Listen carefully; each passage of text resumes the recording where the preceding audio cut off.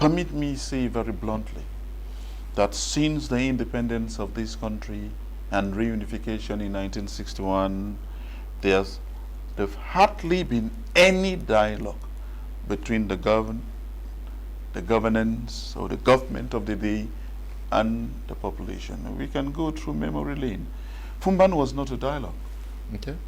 After Fumban, we had a semblance of, in the 90s, never dialogue.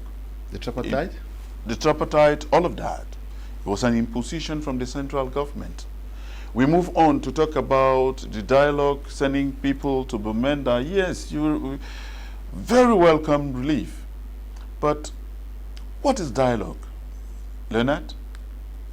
Dialogue should be based on clear talking points, which should be discussed before the period of the dialogue. The talking points should be discussed by those engaged in the dialogue. And those dialoguing should be identifiable. Okay. But what we found in the major national dialogue was some sort of a dialogue without any clear talking point, a dialogue without, should I say there was dialogue? I was part of that dialogue.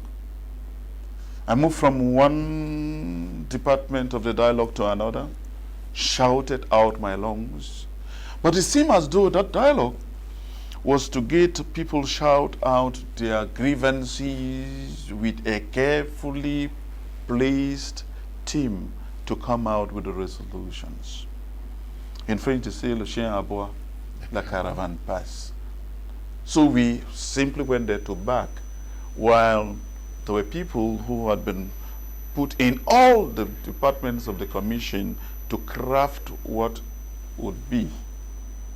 So I should say there was a semblance of bringing people together to air their grievances, but there was no dialogue because there were no clear talking points.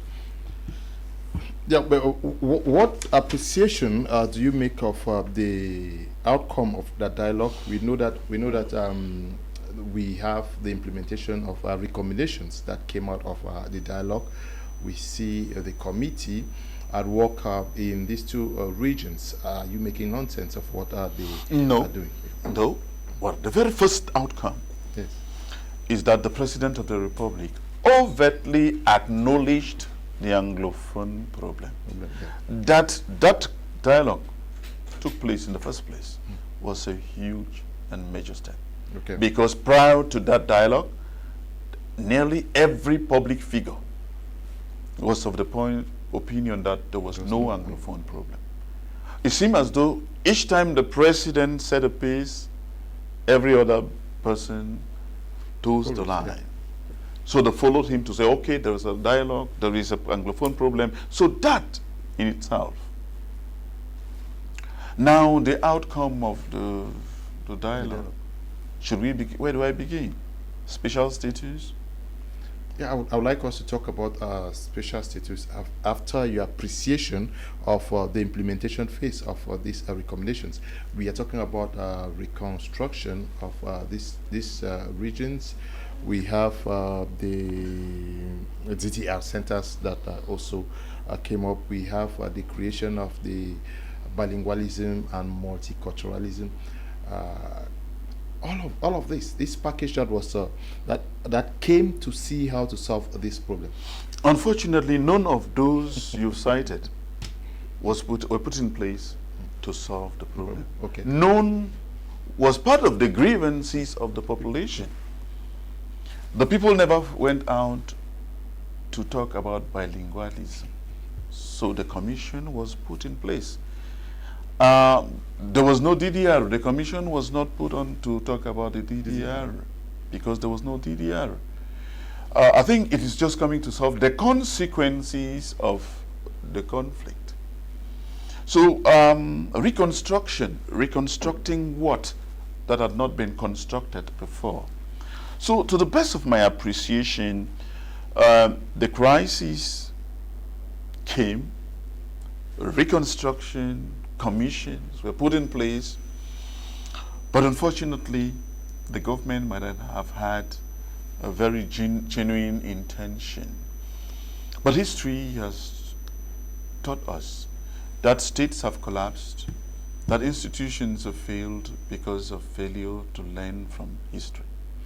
What we are saying very concretely there is that the state has been using the same people, the same strategies to implement new philosophies which they are not akin to. That's why we keep on marking time. Very concretely, where do we talk about Reconstruction? About 10 years after. And we have recommended that Reconstruction should begin first with the reconstruction of the mind. The frustrations, the trauma, the destructions of property, those who lost, it should begin from the mind before the hardcore physical reconstruction. So we are saying that there is much. I don't know where we can put a hand very concretely to say there has been reconstruction. The new routes which are supposed to be tarred somewhere in Gambia, I pay 20,000 francs to go to my village on a bike. Yeah. 20,000 francs. We used to pay 1,000 francs to go to Wom on a tarred road. Yeah.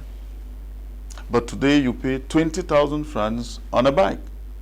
So what reconstruction are we talking about when there was no construction? So what I'm trying to say there is that there must have been, or there is, an intention to reconstruct. But to the best of my appreciation, they seem to be putting the cart before the horse. Okay, they seem to be putting the cart before the horse. Are we not also failing? Some persons actually think that the experts in the domain of conflict resolution are also being sidelined. For example, the major national dialogue and other efforts were supposed to be given to persons who master the art of effectively solving or finding solutions to conflict. Well, you hit the nail at the right point. Everything in the country has been politicized. The politicians are politicians. At the same time, they are peace crusaders. At the same time, they are contractors. At the same time, it seems as though in Cameroon, anybody who holds a political office monopolizes every knowledge. And therefore, they are the first person to talk about peace. They are the first. So everything becomes politicized. Some of us have recommended very strongly that there are experts in these domains. When it comes to peace building, bring these peace builders to the center. The politicians should take part, but they should do more of listening, collaborating, and cooperating, rather than be the very ones to try to build peace. We have had many politicians say that we have succeeded to bring out the voices from the bushes. We have been able to give them bikes. We have been able to give them money to leave the bushes. We say as experts in this field, you don't bribe people out of the bushes to drop their guns. It is a very dangerous mechanism at peace building. Why? Because when you give money, buy bikes for people to drop their guns, you are indirectly telling those who own no bikes, those who have never held the guns before, to go pick up the guns themselves so that they will eventually throw it and get bikes. Remember, permit me say that we carried out a very interesting study, and we revealed to the international community that the way they were distributing aid to the population of Zamai in the far north region, Mokulu area, the Boko Haram affected region, was wrong, because they were doing same. And when they were doing same to flatter people to drop their guns, they were instead antagonizing the host populations. because the young people who were not recruited decided now to go join in order to be given tips. In like manner, when we go to the northwest and southwest regions, we hear politicians say we have been able to get them drop their guns. We gave them money to drop their guns. We are indirectly telling the vast majority of the unemployed young people in these regions to stay in the bushes in order to be bribed out with bikes and huge sums of money. That should not be the case. What should be done? The people's plight should be resolved without any much ado. Rather than bribing them out of the bushes, it is important to give a much more sustainable solution. Okay. Build peace from the base. You